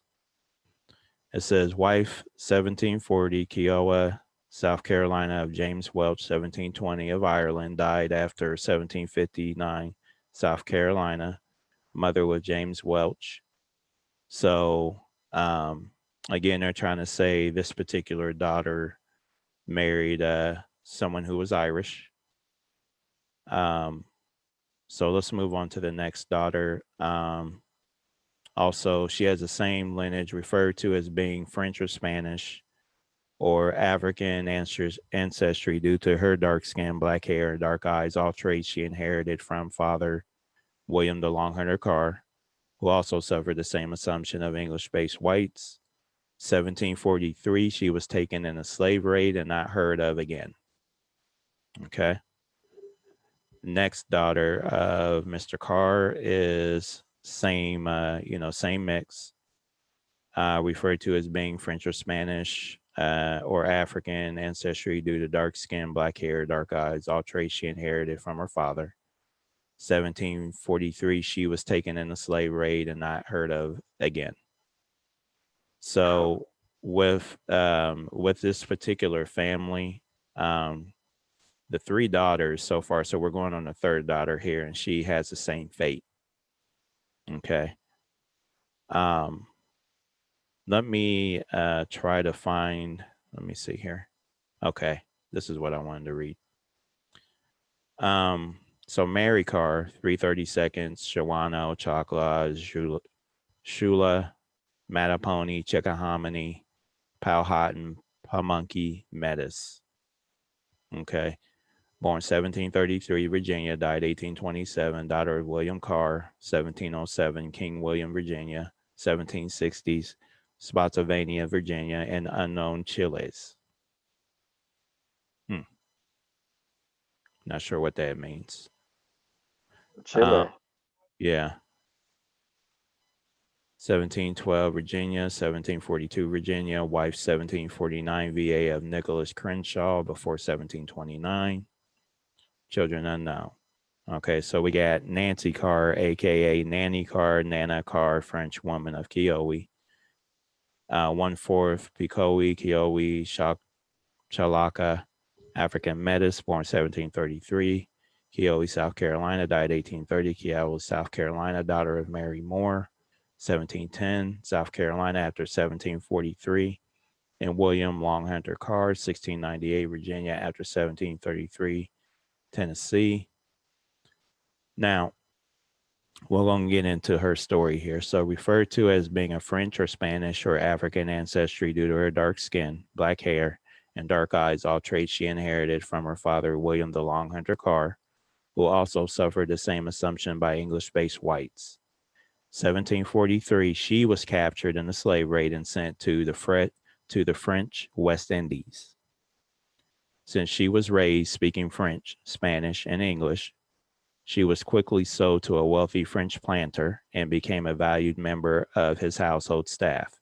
1746, she was freed by her French master and returned to him and returned by him on a ship to Charleston to return to her home village. 1746, upon arriving at Charleston, South Carolina, she was seized by the ship's steward, who intended to sell her as a slave again. But as she argued and cried out in the language of Kiowa, French, Spanish, and English that she was a free woman, she was heard by several traders and natives and rescued by Thomas Nightingale and or William Elder. William Elder took her with him to Goose Creek, where he comforted her, which left her pregnant.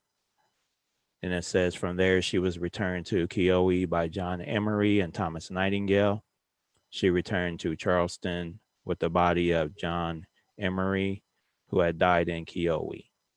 Okay. So the story continues. She gave birth to a daughter by William Elder. While there in 1748, after he had married Sarah Emery, William Elder and William Kelly took her and her daughter, Jane Elder, back to Kiowa. William Elder died shortly after delivering her back to Kiowa. After his return from North Attakulla, Carpenter appears to have married her in a political argument, trying to tie the Kiowa native and white families into his schemes. She, however, turned into a persuasive voice in support of the French and even traveled with Attakulla to Alabama to speak with the French, supporting Shawnee and Creek, serving as a translator and a spy. So anybody wants to look up this gentleman, I looked him up. He is a Cherokee, and I believe he might be the son of Dragon Canoe or one of those people. If anybody wants to do any research on that. And let me see here. Yeah, that's interesting. I believe you're Definitely. right. I believe you're right about that. Atakula. I think I saw his name before when I was looking at some of that stuff. But the name Chiles that you went past, that was a Caucasian English name. Okay. Descendants of Colonel Walter Chiles coming out of Virginia. Gotcha. Born in England. Did you see an image? Yeah, I saw it. Well, you know, it was you know what it was. You know what it Yeah, I was. told you, man. You gotta prove it to me from now on. You know what it was. Don't show me that same guy, man. No. This one looked like George Washington. That's the third kind. Oh man, yeah, It always looked like that's George one. Washington. Yeah, that's the other one. Yeah, like that picture of Frederick Douglass. That's the same picture of Lord. of a few people, right? Oh man, that's crazy. But yeah, so they came from England. I don't know their color. You know what I'm saying? But they did a good paint job though.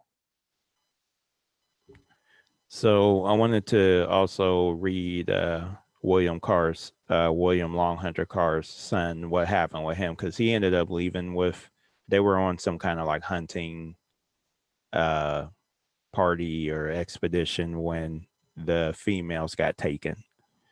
So William Carr, aka William Long Hunter Carr Jr., or William Long Hunter Carr II, he's 1/4 Pecoe African Metis, born 1735, Kiowa, South Carolina, died 1776, likely Tennessee. Son of William Long Hunter Carr, 1698, Virginia, after 1743, likely Tennessee, and Mary Moore, 1710, South Carolina, after 1743. Considered to be of average height, heavy set, round shouldered, about 170 pounds, but very powerful. This William Long Hunter Carr is the better known and recorded one from Powell's Valley Martin Station, etc. in Virginia. 1771, he sold some land on Copper Creek, Virginia, that he had acquired from John Morgan to Francis Fugate, reportedly related, connected to General Joseph Martin. 1740, Albemarle, Virginia. 1808, Henry, Virginia, in some way, maybe something through Chiles. See, his husband, 1756, Tennessee of unknown Kishka. 1740, Northeast Tennessee, after 1776, children unknown. All right. So the with that particular family, they they it tells where they're from, and the females all got taken, and then the father and the son, they never saw them again. And I wanted to look up one more person here and see if I can find them.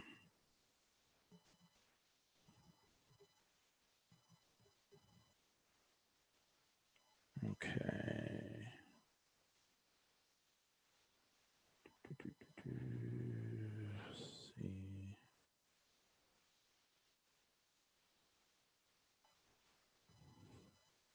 So I wanted to look up Joseph Brandt. May or may not be able to find him.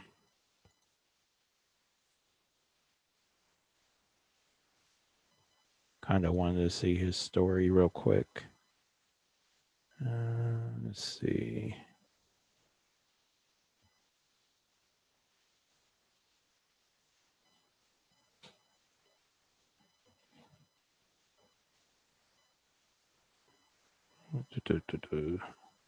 Okay, maybe we'll come back on the next live stream and find him. Let me stop the screen share real quick. So we've been going a little while here, about an hour, almost 2 hours. Let me check on the chat real quick and see what's going on there. See if there's any questions or anything.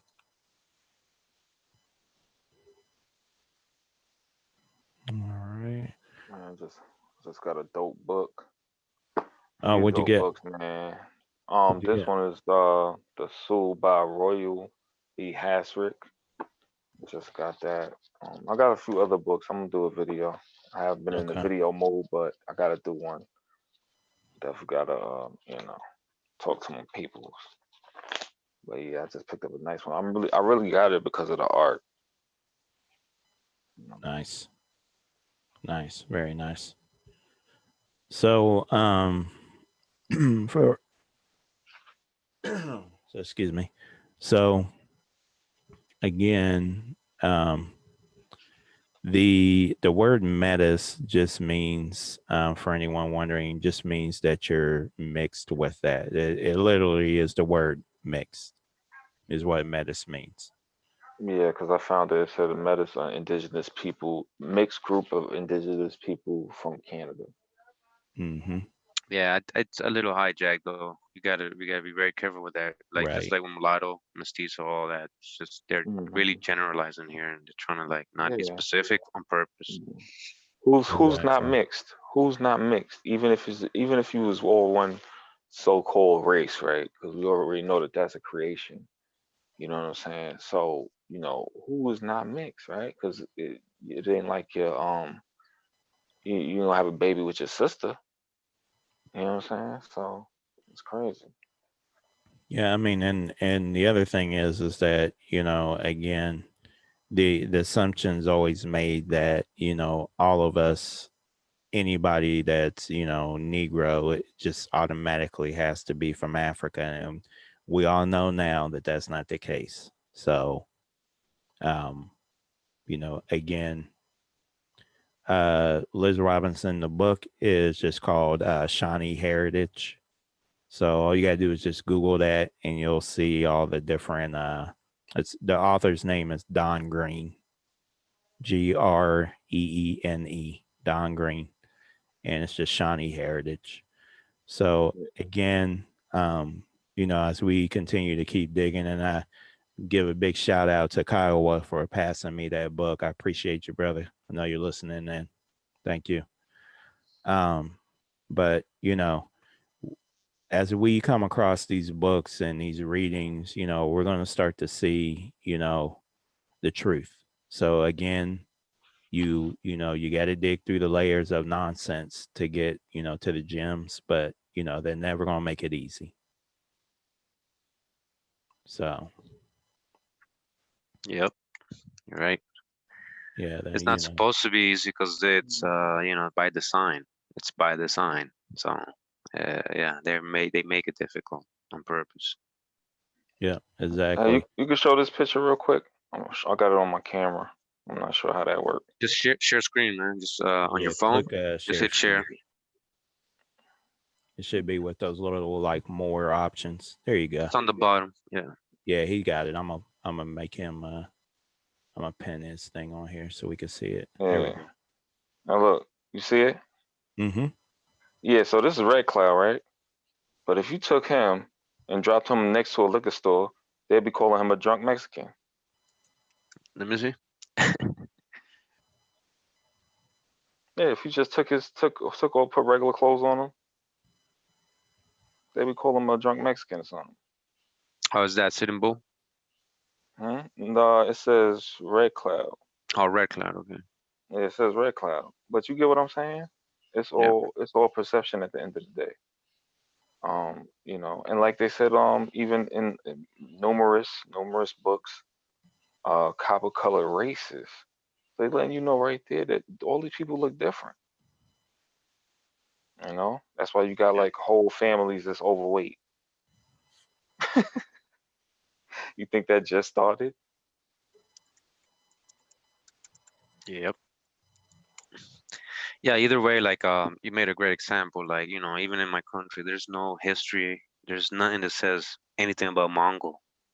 You know, it's like I told you earlier, 98% Spanish, 1% Indian. And there's nothing ever taught to us about anything being Mongol, any Mongols coming or anything like that, you know.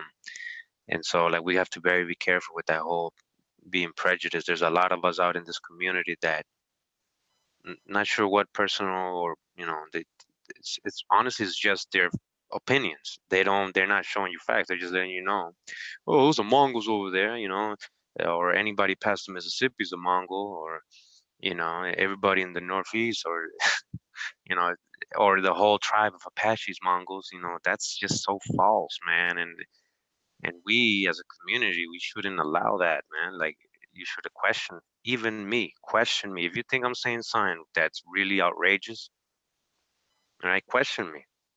You know, and don't just agree with that person just because you feel the same way. It doesn't mean it's true. It doesn't mean it's true. So you know, this America's a true old world, straight up, and we had all these phenotypes and stuff, and you know, you got to be Exactly. very careful. Individual cases, you can't generalize. Exactly. And same with me. You know, you know, as long as you come at me respectfully, you know, I don't have a problem with it. You know, again, I don't know everything, and you know, none of us claim to know it all. You know, we're just trying to present you with information that's out there.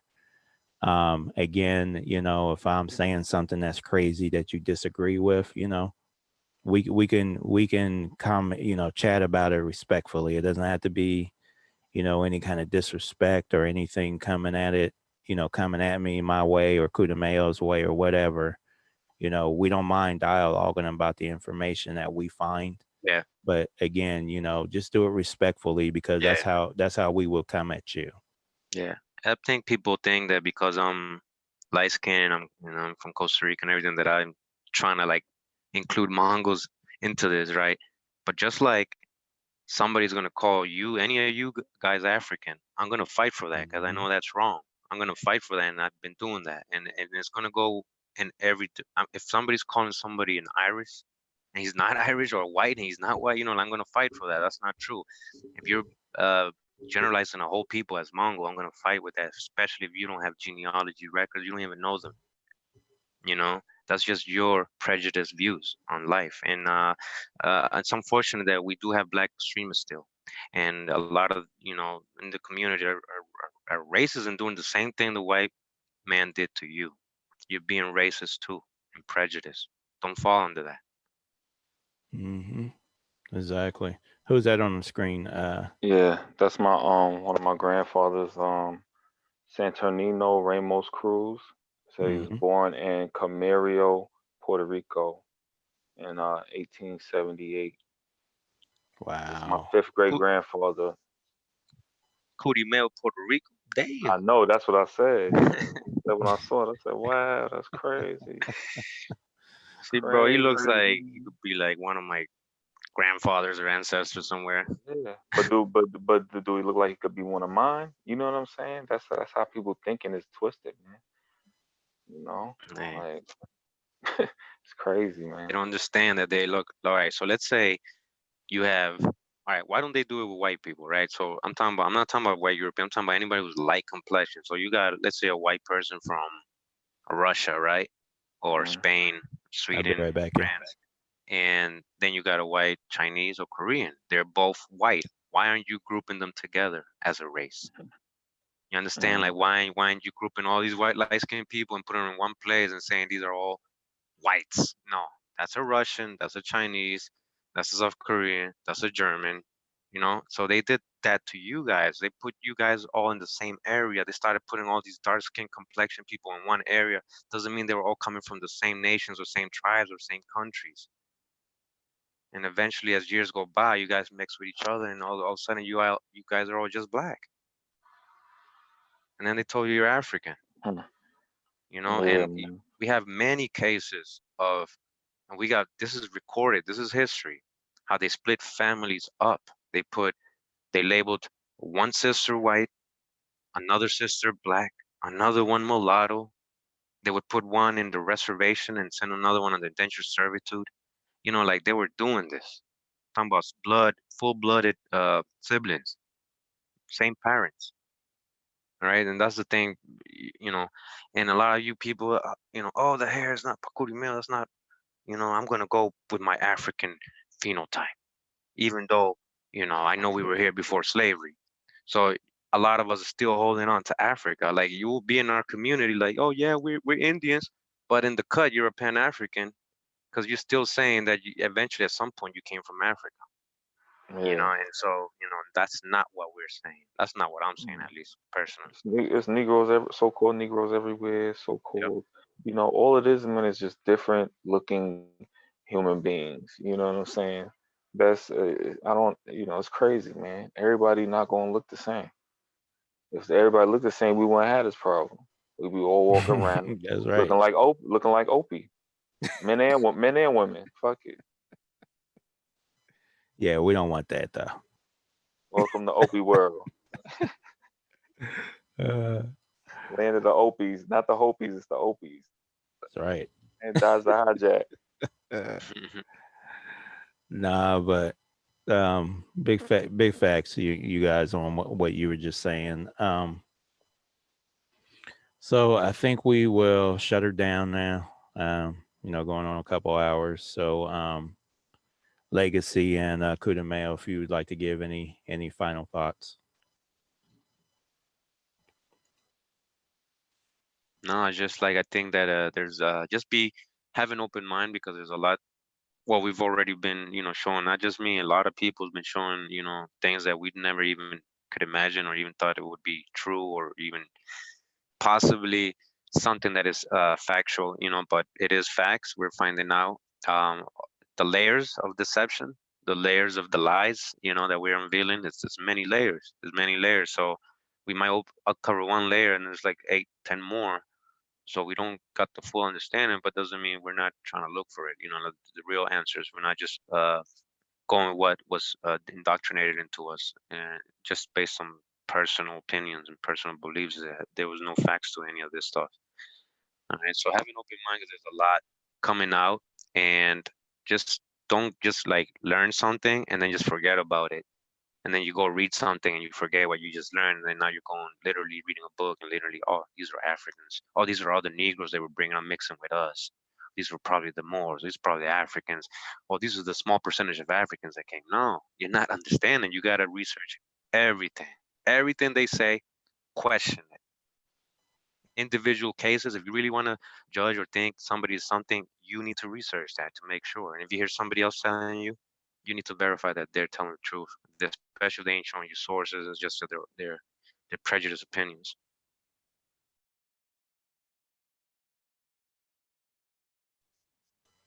Yeah, man. Uh, it's just crazy.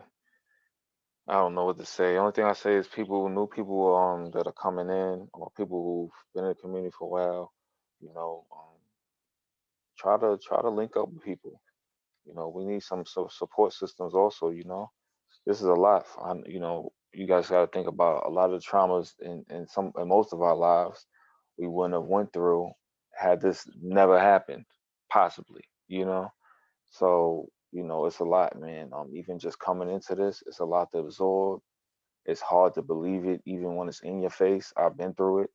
You know, I had to take time in order to get to the point where I was like, wow, this is really real. You know, that's even after getting in the tribe and seeing all the connections and connecting all the dots. You know, to just think that you know, so-called white people were the only ones smart enough to get in a ship and go somewhere is ridiculous. You know, it's all just so-called white supremacy. So, you know, and we've been indoctrinated with it too, hating each other and things like that, you know. So just try to support each other, you know, group up, man. Find people with like minds that want to do something and do it together, start working together. That's what we gotta do.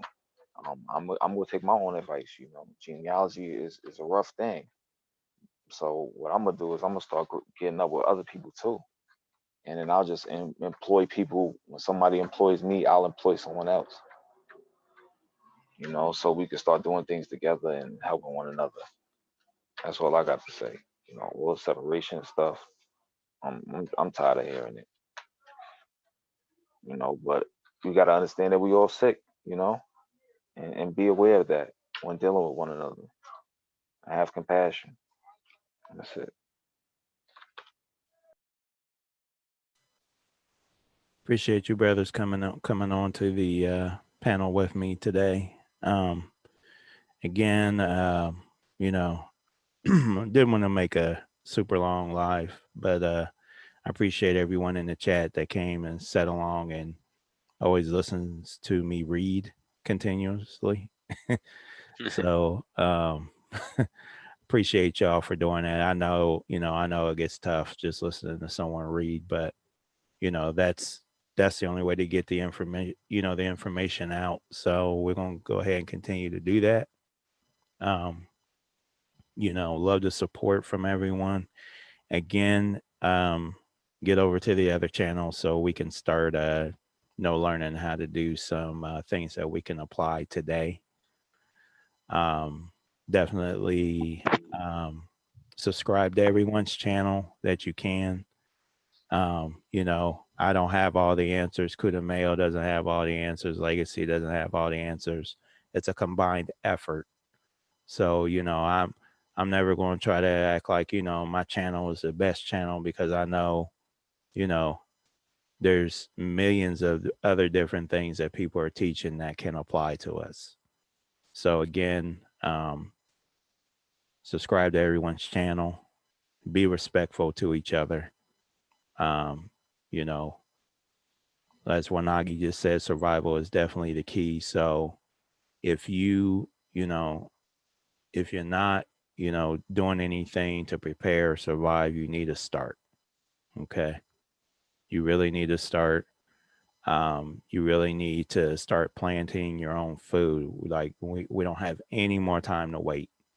You personally don't have any more time to wait. There's no more excuses. There's no more excuses for why you can't get out and grow your own food. Nature gives us the tools to do it every single day. You need to get on it. There's the food shortages are coming. I don't want to scare anybody. You know, I try not to do that here. I try not to do the fear mongering thing, but we got to get on it. Yep. We have got to get on it. There is no more time to wait. You know, we can't keep talking about it year after year, and then when, you know, there's nothing to eat or there's no grocery store to go into to get things, then you're like, Yep. what am I going to do? Yep. I think right now is a great opportunity. You know, they forcing us to quarantine, and you know, you're at home. You know, and I know a lot of you still working. But I think a lot of people have more time at home now, really, because of this. And you know, do you have a yard? Do you have a little space? Even if you don't have a yard, do you have a little space? You can do hydroponics. You know, all you need is a little tent. You know, and you know, start it. You never know what you might find out. You might end up liking it. You might end up getting it bigger and bigger. You might end up feeding your own, feeding yourself eventually. So I think it's very important, and I think what Opie is telling you guys right now, you guys really need to listen to him, because I'm also not. I don't like putting up negative stuff on my channel and stuff, and but I'm I'm on top of what's going on, and just be wise. And they're purposely doing things to create a crisis right now. Okay, so be prepared for that. They want a crisis to happen. This is by design. All right. Exactly. So, again, I think we'll, one of the 2 days that I go live, I'm going to try to do one of the live streams on the other channel, because we need to start getting into that. I think we've kind of beat the genealogy thing into the ground. So you all know where I stand with genealogy. It's always going to be the first thing to me and to a lot of us. Yeah. But Hey, Opie, now, you yeah, should put the link to your channel, in good case, idea. yeah, in case somebody might not know about it. Yeah. I will definitely. And I'm gonna definitely help out Opie with it. Whatever, he's gonna be. It's gonna be a very good channel, survival stuff and growing and agriculture, and it's gonna be very important for what's coming. And so make sure to follow, subscribe, share it. So Absolutely. So give me just a second and I'm going to grab that link. Yeah, you also see Stephen Redclay doing some stuff on his channel. Oh, man. He's doing Just some did the awesome native work. roach. yeah, Yeah. Yeah, He's doing some outstanding work over there for sure. yes, definitely. very knowledgeable. Especially a lot of language. He does the language too. Yep, It's cool. very informative indigenous teachings when it comes to Yeah. Stephen. So take advantage of what he knows and his knowledge. Yeah, Oh, and yeah. soon And I'm gonna get that, off my laziness and do some videos. So follow me too. Plus, I got some backlog there. You could go yeah, back and you laugh. good, bro. Absolutely. So I know Stephen Redclay actually just did a really good video where he was showing how to make, I believe it called it was a feather. Native roach. Yes. Thank you.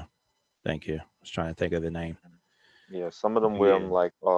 like mohawks, and some of them wear them just like feathers, just feathers on like the ponytail. Yeah, so I mean, that brother makes some outstanding, things for us. So, I know I've personally, me and Legacy personally have, gotten things from him, and it's top notch quality. So, I mean, I have no complaints about any of the things that the brother makes, because he makes all that stuff by hand. So again, he's putting in the language. He's doing all of our original regalia type things. So I mean, if you haven't had a chance again to go over and see him on his channel, please subscribe. And he dropped me, the knowledge on the free African Americans information. So if I hadn't seen that, I wouldn't have that info. So I might have come across it eventually, but again. Let's see here. I'm grabbing a link real quick, guys, and then we'll go ahead and shut this thing down. So here is the link to the new channel for anyone new that's just coming in. I just dropped that in the chat. So please, if you are subscribed to me here, please get over there and subscribe. All right. So again, we're gonna go ahead and get up out of here. Appreciate everyone. One love to you all. Be safe out there, and we'll see you again next Monday. Hey, Opie, Yes, sir. one last thing. Just Yes, sir. share my screen real quick. Want to show them Red Clay's store. Oh, thank you for doing that. Absolutely. Are you doing a screen share? Yeah. Okay, cool. Nice. I didn't even know you had a store. Yeah, it's Oh, I'm on on it Etsy. now. On Etsy. You go there. Right now, he just has like bracelets and stuff like that. But they're very nice. I'll purchase one from Mhm. him, and that's just based off the colors that I have, you know, that I deal with or whatever, what I prefer. But he got different stuff. Like right here, he got something new. Hey, can you are you able to put that link in the chat at all? Will it let Yeah, you? Okay. yeah. I have to leave out of here. Hold on. Hang on a second. Maybe I can find it. Give me a quick second, and I'll look. Yes, Niji Roots got 3 eyes there.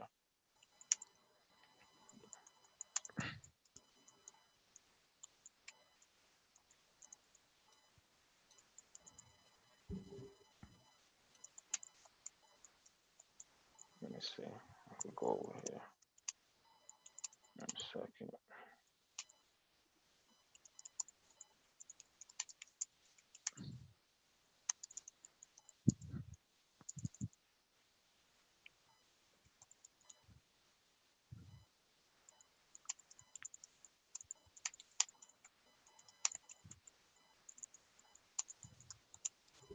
I got it. I put it in the chat. Okay, perfect. All right, y'all. So there's a Red Clay store if you would like to purchase some things from this gentleman. Again, that's one of my tribal brothers, so please support him. Please. Yeah, he supports us. Yes, absolutely. All right, y'all. We out of here. All right. Peace. Peace. One.